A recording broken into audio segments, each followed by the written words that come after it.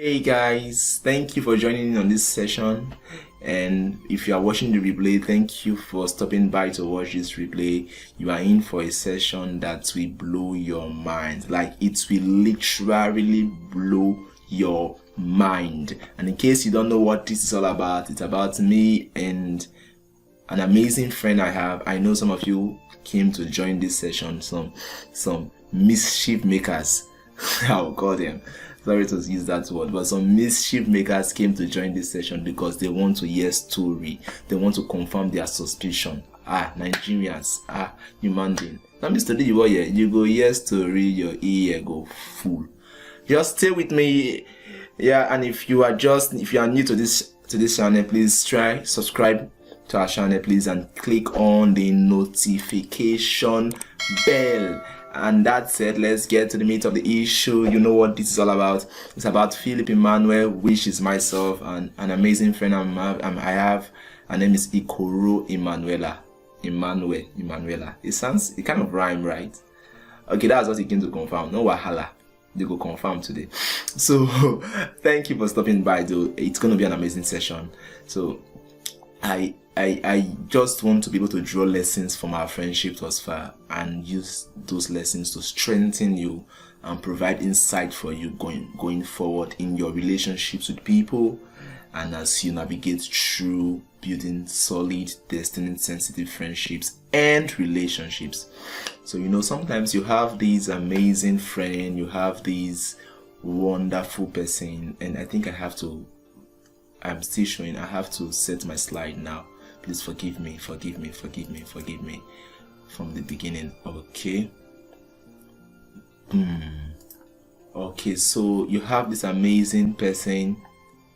So like I was saying, you have this amazing person who is a friend, who you've been with, like you go to class together, you go to fellowship together. Sometimes maybe you go to the market together. People always see two of you taking a stroll, a boy and a girl, taking a stroll. They see you in church, they see you in rehearsals, and human beings, somewhere in their mind, they've done your engagement party to that person. Even though nothing is happening, they've done your engagement party to that person. They saw you kneeling down and saying, "Will you marry me?" And in their mind, and they, babe, say yes, say yes, say yes, say yes. And they are just in their mind. Everything has been going on right in their mind, and right in their mind, they've brought two of you to your parents. They've paid the dowry. They were there when you paid the dowry and everything. Right in their mind, they saw you walking down the aisle and saying, "Will you take this as your lawfully wedded man or wife to hold and to hold, to cherish the death to you part?" Say yes. I pronounce them husband and wife, and they're like, "Ooh, they are now husband and wife." And in their mind, they've seen you had like 6 kids already, 6 children, and even grandchildren, and they've concluded everything. These two people, they must be having something going on within them. That's the kind of friendship I had with this. I had with this amazing friend of mine, IKORO Emmanuella. So we were always, most times we were seen together in class. You are seeing the video now. In class, sometimes in the salon. When I say salon, there was a time she offered her hair as a specimen for me. I was learning how to make hair. It was part of something I had to do in school, a course I took in school. And they said I should bring someone that can make hair, that can fix the person. So she said, "Okay, let me use her hair to do practicals." That's how I use her hair. Oh, you don't know. If I touch your hair, oh my God. But that's not the story for today. We'll come to that. So I was a personal hairstylist at some point and stuff like that. So people were always seeing us together, and that was not even the issue. At some point, she started giving me attitude. Those kind of attitude like that you guys give. I don't want to call it mood swing. I was not in distance. She had to stop touching her, like normal touch. When you touch somebody like this, ordinary touch, like hold somebody's hand, I should stop touching her. I said, when did this one start? I did not know. I was just just playing along, me being myself. Like, do I care? Like, I don't really care, but it was hitting me deep down. But I don't care, but it was hitting me deep down. So that was it. So on a very fateful day, I went to see her. Like, one or two things happened, and you know what she told me? She told me that she was on a Philip fast. A Philip fast? What does that even mean? I don't understand, but much later down the conversation, I got to discover that what she meant by she was on a Philip fast was that she was actually avoiding me. The question is, why was IKORO Emmanuella avoiding me? Why was she giving me attitude and stuff like that? So after we took our time to discuss the whole stuff, I saw wisdom in the things she was doing. I saw wisdom in her avoiding me. I saw wisdom in the whole attitude and everything, even though I felt there was a better way to go about it. And over time, I have been able to sit down and walk through the process and see everything, and it was insightful. And that is why I'm sharing this with you. I want to tell you how we got from where we were to from where we started to where we were when she had the Philip fast, and maybe where we are right now. So it's something you want to look. So you have to watch your screen. Right on your screen right now, you are seeing something, Philip and Ella's friendship intimacy graph. Now, the whole concept of intimacy graph is that I want to be able to show you how things moved. So I don't say moved from nothing, from a casual stranger to becoming a friend, to becoming a point where people now have to start keeping Philip fast. People now have to start avoiding. Now somebody now have to start avoiding me. So I want to be able to show you that in this video. So I know I met Emmanuella sometime in school when I came newly into school, University of Benin, the great University of Benin. One day I just sat in class, seated, one quiet girl. She was wearing this, is it called fringe now? Is it that baby face weave on that comes like this? You guys know that weave on now that comes like this. That's what she was wearing now. They look like one I don't want to use the word, but maybe one Barbie kind of, but amazing lady. So I was lagging behind. I was a couple of weeks behind schedule in school. I needed to be able to bring myself to speed. So I asked for a note. A casual stranger, the first time I was meeting her, I asked for a note. I can really understand our meeting point. So it is right at this point. You can see this first or second month. That was where it was then. So our level of intimacy, you can, like, I didn't introduce this graph. So we have normally your graph has its y and x axis. So on the y axis you are seeing the intimacy level, on the x axis you are seeing the time. So the intimacy level 0, 20, 40, 60, 80, 100%. On the time we have first to second month, third to 6 months, 7 to 8 months, and 9th to the 12th month. So it was in 1 year. I did a 1 year plan, even though we've known for more than 1 year, but this 1 year plan, 1 year data is going to do justice to what I'm about to tell you. So when I met her that day, what's your name? My name is Emmanuella. I didn't even save a number. I just told her to write a number somewhere in my book, something like that, and a name. You know, I say. I don't want to go into all this stuff. So, but it was the next class I stumbled into her again in class. Then that's when I had to save a number. My name was Emmanuel, and my name is Emmanuel, and name is Emmanuella. So Emmanuella, I kind of rhyme, right? You know, so those stuff like that. That's how we picked up. I saved that contact. She saved my contact.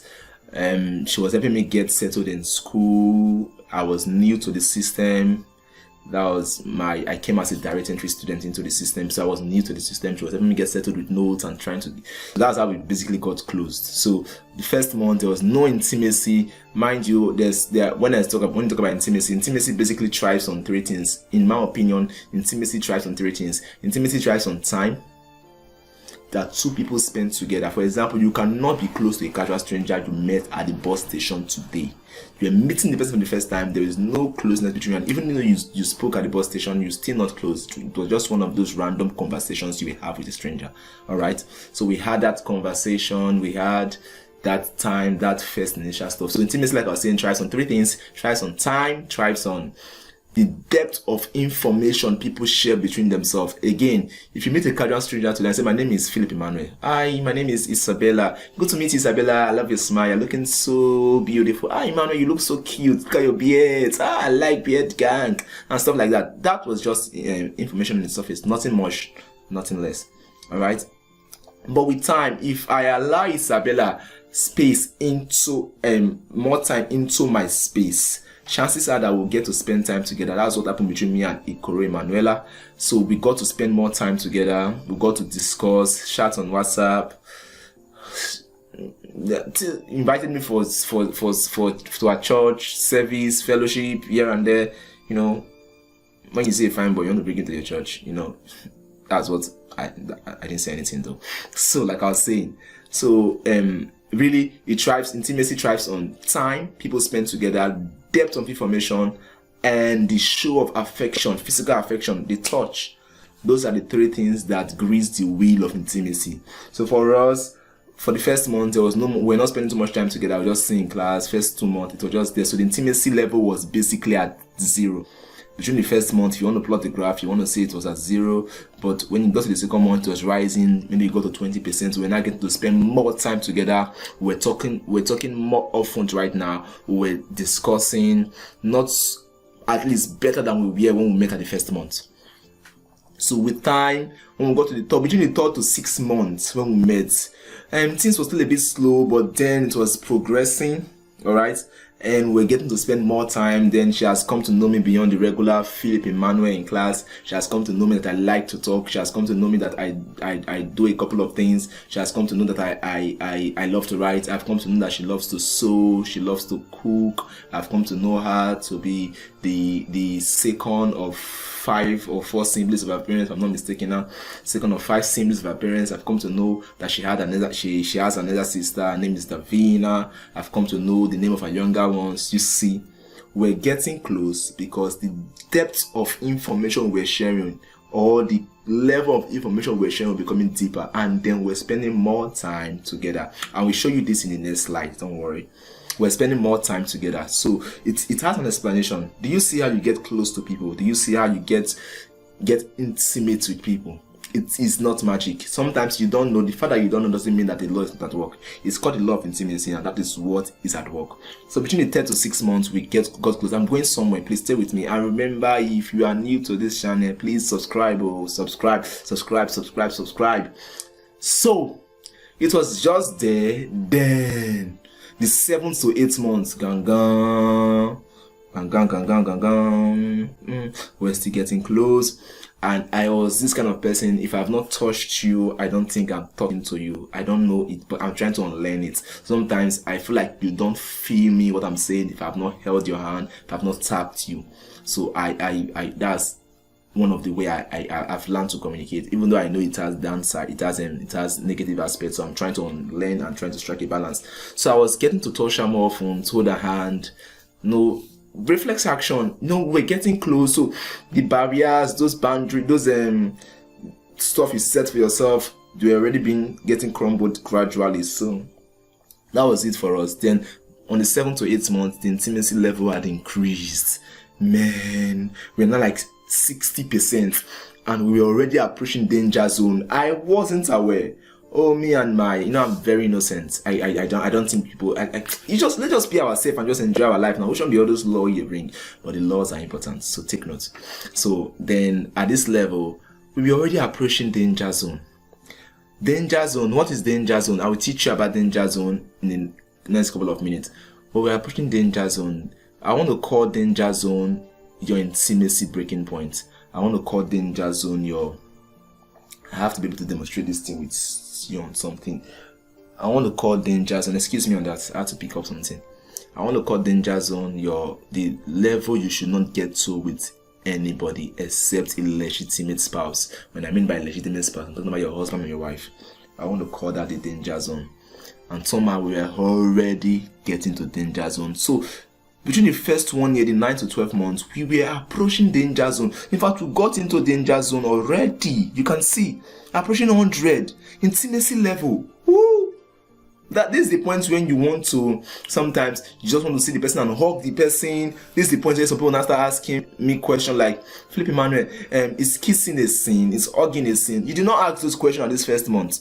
The question is, why are you asking the question at this time? When your intimacy level was 0, 20, those questions did not come in. The question now is, what informed that question when your intimacy level was 80% or 100%? That wasn't here initially. So when you ask me a question like that, I'm wondering, why are we having this conversation in the first place if everything is well? But that's not something I want to answer. If you want to get us to talk about that, you can please search for our Facebook page, our group on Facebook, Single But Not Stupid. We get to talk about relationships and everything right there. So this was us. So is there a more deeper explanation to this? Yes, I think so. So you have to stay with me. I trust you're enjoying yourself. Down to the next slide. This is it. Now, like you can see, this is still intimacy level. Now this is probably broken down now. You can see I am this more like a bar chart, if I'm not mistaken. You know, I'm not so much of a mathematics person, so you can forgive me if I'm making a mistake with that. I hope mischief makers are still here. You are waiting for something huge. It is coming. Don't worry. Maybe I may just end up announcing my engagement today. Who knows? So stay to the end. Stay to the end. Stay to the end. Alright. Okay, and if you are watching this replay, don't try to forward the video. Follow the process. Now you can see the various indicators here. The is this called aqua blue? Now I'm not good with colors too, but this one that looks like blue, aqua blue or sky blue, whatever it is touch. It indicates touch. The orange indicates emotions, while the ash color indicates information. Remember I told you earlier on that intimacy thrives on three things: time spent together, level of information communicated, and physical affection, show of affection. Now we see something here. On the first month for me and Ella, you can see that touch was more like, it was low. Let's call this point 0.5. And sorry, information we knew about ourselves were low, ridiculously low. She just knew my name, I knew her name, we knew we were in the same class, stuff like that. So nothing much. Let's just say it was at 0.5 level. But emotions was at this one level. You know, when you meet somebody new, there is this enthusiasm, there is this optimism. What is this all about? Let me unravel it. I like the way she smiles. You know, that smile that comes when somebody say, hello, good morning, how are you? And the smile is so charming. And her smile is so charming. You have to see Ella's smile. Like you have to see her smile. But that is talk on another day. So there is that connection. In fact, we connect on the basis of our emotions most times. So there is that connection there. That's why this emotion is here. However, there is no need to touch. There is no need for physical affection. Nobody is touching anybody. Nobody is holding anybody. Nothing like that is happening. Do you get this now? So maybe just a casual handshake, and that's just fine. You can actually give a stranger a casual handshake. But when we get to between the 3rd to 6 months, notice what happened now. Information was increasing. Now Ella was getting to know Philip Emmanuel, that this guy likes to talk. This guy is a fine boy. He's the first of 5 siblings of his parents. He's from Edo State, but though he was born and brought up in Delta State. So she was getting to know things, information that a casual stranger will not necessarily know about me. Information a casual classmate will not necessarily know about me. So between the 3rd to 6 months, the level of information we shared, the depth was increasing. You can see it has crossed 1. Let's call this point 1.5. It was at right at this time. So it has crossed that level. I didn't know her that she was born and brought up in Port Harcourt. She's from Delta State, Isoko to be precise. I think from Uzoro, and she loves to cook. She knows how to sew. She's industrious. So I was getting to know a couple of things about her. Not so much deeper, just on that surface level. And right there, the emotions were increasing as well. Remember, with time, it will always increase. Getting to, okay, there is this, maybe not really, but it's just you just feel good about the person. Sometimes you want to call the person, you want to be in a conversation with the person. And touch was increasing. As it increased, sometimes it always increased. You want to shake off phones, you want to hold the person's hand. It happens with most of your friends. You for example, you will not meet a casual stranger today in a bus station and just allow the person sit on your laps. It doesn't work. But if it's a friend, you sit down, you're my friend. You see, physical affection was increasing. Then it got to the 7th month, 7 to 8 months. Man, notice what happened here. It's almost the same progression, but emotions were increasing so fast. Do you see?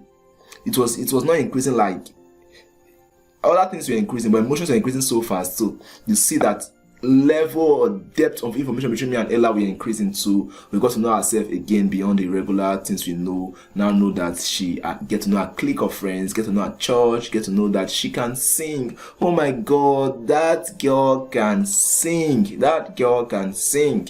Like, oh, I wish I could get a video of her singing. So I just play it and you just hear her voice. Oh, stuff like that. So, but that aside, so and then the level of touch was increasing. Emotions were increasing as well. It happens like that. Then in 9 to 12 months, notice something. Did you see anything? Are you noticing something in this graph? Do you see that information increased, but emotions increased as well. It didn't really increase, rather it dropped. However, this need to touch, to want to hug, to want to, this point when someone feeling after asking, like I said earlier, is it okay to kiss somebody? Is it a sin if I kiss somebody? This is the point you are. You that is asking that question, this is where you are. You are approaching the danger zone. Danger zone. Alright. So you see the level of information increased, but not as much as the need, the urge to want to touch the person.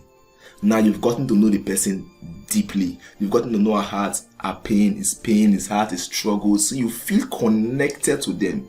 So sometimes you want to express empathy. You want to express empathy. You want to hug them when they went to see their result on the board. It was not too good, or maybe business was not going fine for them, or maybe they lost a loved one.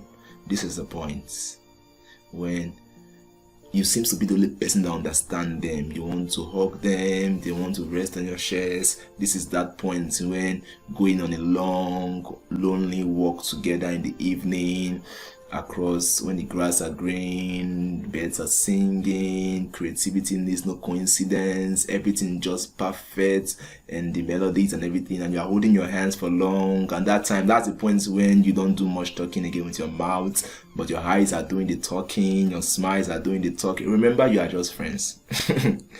Nobody has said this thing has gone to on that level. But remember, now your defense is breaking. You are not even watching. Something is happening to you. Something is happening to that friendship, and you are not taking note of what is happening. This is how some of us or some persons get to destroy destiny sensitive relationships and friendship. And this is where you have to pay attention to me. So this is the point when sometimes the person can just look at you and know what you are saying. You are not talking. Intimacy has increased. Intimacy has gotten deep. You might not be having sex, but I want to say this here, I think it is the word of Tekena and Coco, that intimacy is not sex. But intimacy with time and opportunity will always lead to the bed. Oh, you didn't get that revelation. Don't worry. You can listen to the video again or watch the video again. So, like I was saying, this is that point where you need to touch, to hug. This is that point when some people will say, I'm in my it period. This is that point when you want to explore. This is that point when you now start asking me, is hugging a sin? Why are you asking me? Have you not been shaking on a hugging? Why is that at this point you're asking if hugging is a sin? You know why? Because at this point is when you now start becoming sensitive. When she hugs you, you feel the soft, succulent breast pressing against your hard chest. You're like, oh my God, did it just happen now? Is this happening? Excuse me, why are you being so sensitive at this point? I thought you've been holding hands and maybe somehow trying to maybe jump out yourself once in a while and just move on, and you didn't feel it. Why is it that at this point you now start knowing that, oh, her breast is so soft. Look at the way it's pressing on my chest. Why at that point are you now hold her and you are feeling goosebump? This is the point when there is a hush to want to explore more. There is a hush to explore more. And this is the point where most people ignore red flags. Like me, I was almost ignoring red flags. I did not just care. I'm living my life now. I not do anything. I not ask you out. I not tell you that I want to do this or do that. I'm just okay. But sometimes you don't have to do anything to do a wrong thing. You just have to stop doing what is right. You just have to not know what you are doing again. You just have to be too confident and like nothing will happen, and before you know, a lot has gone wrong already. You want to take note of these things so you don't keep wasting destiny sensitive friendship because you could not put yourself and your boundaries in check. So it was at this point Ella said, I am on a Philip fast. Philip fast. It was at this point Ella was avoiding me because somebody was trying to protect her boundaries. Somebody was trying to protect her space. Somebody was trying to stay sane and not become overconfident like myself and step into danger zone.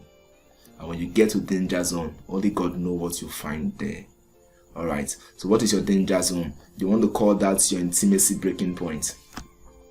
Intimacy has built from first to the 12th month. Now intimacy is about to break. Trust me, intimacy is about to break. You are not watching. The guy is calling you. You are laughing and laughing and laughing, and you are looking for flimsy excuse to go to his house, to go to her house, just to laugh and eat noodles and dodo. You are laughing and you are about to break. You are about to break. You are about to get to a point where Tekena Ikoko will say it is the point where you surrender your defense.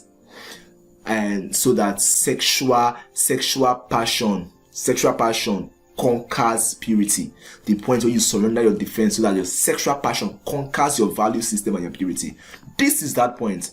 So it was maybe Ella was trying to avoid all of this point, and then she said, I am on a Philip fast. So I learned my lesson from here. Now this everybody has their intimacy breaking point. Maybe for me, I was just okay. Maybe I was not at my intimacy breaking point yet. Maybe for her, she was already at her intimacy breaking point. So she had to quickly introduce measures to protect herself, to guide herself. And not that I was even calling much, but I don't know, Sha. So, but I will get back to that. Alright, so what is your intimacy breaking point? It is that point you should not, just that point before, the point before you allow your desire of expression as in, it is the point before you allow your desire to express your sexuality overpower your will, overpower your walls, overpower your value system, and crush your sense of sound and moral reasoning. It is that point where you damn integrity and say, I'm overwhelmed. Let's just do this. It is that point when you say, nobody will know now. Let's just do this now. Just pick me small here. It is that point. When you say, just kiss now. It will not be too. Just put your lip on my lips. It is that point. We are about to get there. That point where people are not asking, let's just touch now. Let's just touch. Just cuddle. Let's just stay on the bed now. It is that point you are about to break. You are breaking already. You don't know. So that is your intimacy breaking point. Water have its icing point. If you put water in the fridge, a point comes where it becomes ice. Water also has its boiling point. If you put it on a heater, it gets to a point it starts boiling. Alright, the normal room temperature that starts boiling. So also you have your intimacy breaking or yielding point. For example, I have a rubber band here. You can see this. This rubber band has its elastic points. Let's say you two have your elastic points. Do you understand? So if I keep drawing it out, the way you are drawing out now, you are applying pressure, you are stretching yourself, you are stretching the lady, you are making the calls, the midnight calls, you are laughing, the WhatsApp calls, the video calls. What you are doing, you are stretching your intimacy level. You are not taking notes now. You are always going everywhere together. You are jumping on everything, hug, laugh, do this, do that. Many things, cinemas, rest your head on his chest, on her chest, the cold in the cinema, and you take off your jacket and give to her, or you just try to cuddle her somehow. You go and sit at the back, nobody will be seeing two of you. Good. What you are doing, you are stretching your intimacy level like this rubber band. The point will come, I've stretched it to its elastic limit. If I keep, I don't want to wound myself. If I keep stretching this thing, it is going to break. Do you understand? It's going to cut. So when you stretch this, when you reach that limit, what you do is that you break. What it means to break is to see that your value system can no longer stand the pressure that comes with intimacy, and it breaks. And most times, this doesn't just happen in relationships, it happens in friendship. See, the statistics says majority of people that had sex for the first time did not anticipate or plan that they are going to have sex on that day. Did not plan that they are going to break their vows, their purity vows on that day. And sadly, for some of you seeing this video, you did not plan it. You just know that, and that's why when we're done, you were filled with regret. Like, how did this happen? I'm telling you why it happened. You stretched the rubber band until it broke. Now the question is, Philip Emmanuel, how do I know when I'm approaching my intimacy breaking point? How do I know? Are there things I should look out for? Are there things Ella looked at for? Are there things Ella looked at for in your friendship with her that helped her put this thing in better perspective? So, are there things? Yes, I think there are things, and these things are some of the things Tekena Ikoko highlighted in his book, How Can We Be Friends? I think I have that book here. you might want to get the book. It's on Amazon. I Cannot Be Friends. It's on Okada book. I think it's actually very cheap. Written by a wonderful mentor, taking IKORO. You can actually get that book. You can also, if you cannot go on Amazon or Okada book, you can just send us a message on our social media platform at Mode Africa or at SBN, so Single But Not Stupid, and one of our consultants will pick it up from there and tell you where you can get the hard copy in your location. It's available in hard copies and soft copies. How do I know I am approaching my intimacy breaking point? Are there signs to watch out for? Yes, there are signs to watch out for, and the signs are right before you. So how do I know I'm approaching intimacy? Oh, there's an error in right here. It should be, how do I know I am approaching my intimacy breaking point? Not how do I know I'm approaching intimacy my breaking point. Don't mind me. Okay, now the first thing is, when you look for flimsy excuses to visit his or her house frequently. Flimsy excuse. Why are you going to see him? I just want to see her face. I want the lad to come and help me and fix my sander. What sort of excuse? Or I want her to help me and amend my clothes. You left your house, took your clothes to her house because there's no that tailor within your region. I want her to help me and amend my clothes. Or I want her to do this too. Or I want to go and return his pen to him. Return his pen to him. You left. You see, you start looking for flimsy excuse to visit the person's house frequently. When you catch yourself, see, you have to be self-aware. That's why you have to go and sign up for the course. You have to go and sign up for the course. We teach you how to identify these stuff. So we teach you how to know this stuff. Not just for relationships, please. Every aspect of your life. Even in your work, your interaction with your kids, your boss in the office, your colleagues, everything. We just teach you how to be able to focus on the things within your control. So you look for flimsy excuse to go and visit your house. When you see yourself at this point, just know you are approaching your intimacy breaking point. 2, when exchange of casual touch is no longer sufficient and there is increased tension to go to the next level. You know, this touch thing does not satisfy you sometimes. When it's a casual stranger you want to touch, but with time you want to explore, you want to hug, you want to hold. No, sometimes the hug can just be for like split seconds, just hug and leave. As it progresses, you now want to hug for a long time, you now hug. Oh yeah, sometimes when you are not together in the room, some of you have experience now. You now start playing some sound. Oh, you're some human. You now be doing like this, doing like you now close your eyes. Oh yeah, somewhere. Oh my God, stop that. Stop trying to dramatize. So when the exchange of casual touch is no longer sufficient and there is an increased tension to go the next level, you want to watch out for it. Oh. 3, when you don't care anymore what people say, like me. What's it concern me? What are they saying? Ella always like, man, people in class are talking about us. What it concern me now? Let them talk. Some of them are even watching this video now. Allow them to talk. Do you know how many people in my life that have been married to people's mind? They just see you. For me, like, let them talk. But then, notice, when you get to the point where you no longer care what people say, I'm not saying you should be a people's pleaser, but when you no longer care what people think, what people say anymore about two of you, when you don't care what anything will happen, may happen, and no matter what, when you get to that point, sometimes you want to watch it. You are likely approaching your intimacy breaking point. You want to watch it. 4, when you cannot tell someone else, maybe a friend or a mentor, everything that takes place when you are alone with him or her. When you get to a point when you cannot tell someone else the things that happen when you are alone with him or her, you are there already. So for example, if I cannot wake up and go and tell maybe somebody, now I was with Ella yesterday and we discussed, we talked, I had her hand. If I cannot say it out, maybe because I feel like what I'm about to say, this person will not think that something's happening between us. Likely the chances that you are approaching that point, you want to be very careful. You want to be careful, please. Yes, if you cannot tell them that I hugged her yesterday, you are already at that point. Don't get there, please. Don't get there. Be as transparent as possible. Anything you start doing behind closed door that you cannot tell somebody else, most times the devil is a third party. Yeah. Like I said, many promising relationships, promising friendship are destroyed for these stuffs.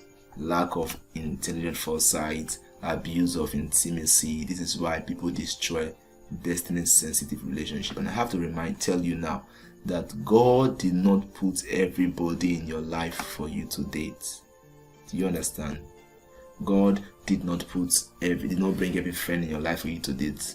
God brought some friends so you can learn and get better with that person. But most of us, or some persons, have turned friends, destiny sensitive friends, into ex with heartbreak, abuse, and you don't even know how to retrace your step. If this sounds like you may want to see this video again and take actions when and where necessary. Alright, so let's get into the meat. Let's try and round off the issue. So, okay, when you cannot repeat the things you do or remain in the same position if someone else walks in. So, for example, if Ella is here now, and maybe she's standing, or someone else is here as a friend, a female friend, and the person is just standing or sitting on my lap, can I be comfortable with that person sitting on my lap if somebody else is walking to the room? It's a question. If no, then you are already at that point. You are about to break, so you want to watch it. You don't want to go there. When it comes to this issue, you have to protect your value system. You have to put your boundaries in order. All right. So, still on the issue. When he or she is the only person who can comfort or understand you, then after saying, nobody else in this one understand me, or it's only this Melanie that understand me. You will not understand. It's only Ella that can understand me. It's only Isabella that can understand me. It's only Iman that can understand me. Emmanuel, they don't understand me in this world. Peter, you don't understand me in this world. None of my friends understand me. No. Maybe my mother did not understand. My father cannot even understand me. It's you that understand me.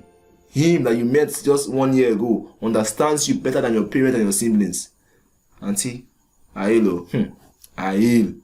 So when you got to that point where nobody else can comfort you, understand you, it must be that person. Some people will literally fall sick.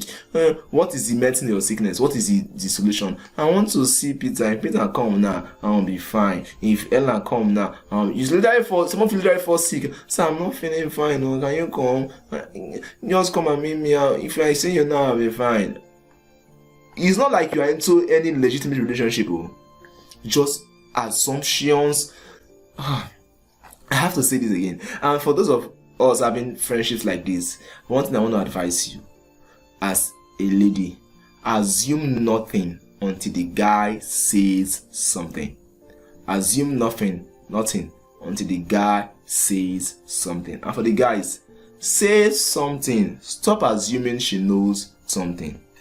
If you want to do something well, do it well, and stop assuming she knows something. Alright? If you don't want to download, stop clicking and browsing the website. Just leave. So somebody else come and browse the website. So you don't monopolize somebody else's space and then you chase away other potential guys or suitors away. And I hope I'm not doing that with Ella though. I'm not monopolizing that space, at least I know I'm not doing that. Now, number 7. When there is a frequent urge to lose control in his or her presence. Oh my God. Somebody will say, I'm ovulating. Someone say I'm ovulating a guy. Say I'm in my ovulation period. So when you are, that period now, when Konji is to you, you just want to, she's coming to visit, you feel like you carry her and run into the bush. You want to carry on your head and run into the bush. I understand. So when you get to that point where there's that freaking urge to lose control, you're like, just pull my shirt. Oh my God, you are boiling. You want to burst. If you don't hug the person now, you will die. That's what your mind. You are getting to that point. So you want to be careful. And finally, on this issue, when the meeting, when the class, when the rehearsal, the fellowship, whatever it is, become uninteresting if he or she is not around. The pastor's message is no longer sweet. What the lecturer is saying is no longer interesting. You are in class, you are looking out for this girl, she never come class. This guy, nothing interests you again apart from the person's presence in that place. Then you might as well be approaching your intimacy breaking point. Alright, so I believe you've learned a lot. I want to draw the curtain here. This is becoming really long. I thought we'll have this session for like 10 minutes, but I think we've spent over 40 minutes and we are still here. But I know you've learned a thing or two. I trust this session bless you. And the mischief makers that came to hear story, I hope you heard the story you want to hear. So it's an amazing. Thank you for staying. Thank you for sticking to this time. Keep dropping your learning points in the comment section. Tell us what you think about it. Tell us everything. Ask your questions right there. We'll pick it up and give you answers to the questions right in the comment section. Remember, you can get the book I Can We Be Friends. You can get this book on Amazon. You can get it on your Okada books. Alternatively, you can send us a message and we'll tell you how you can get the hard copy in your location, wherever you are in the world. I can tell you how you can get the hard copy in your location.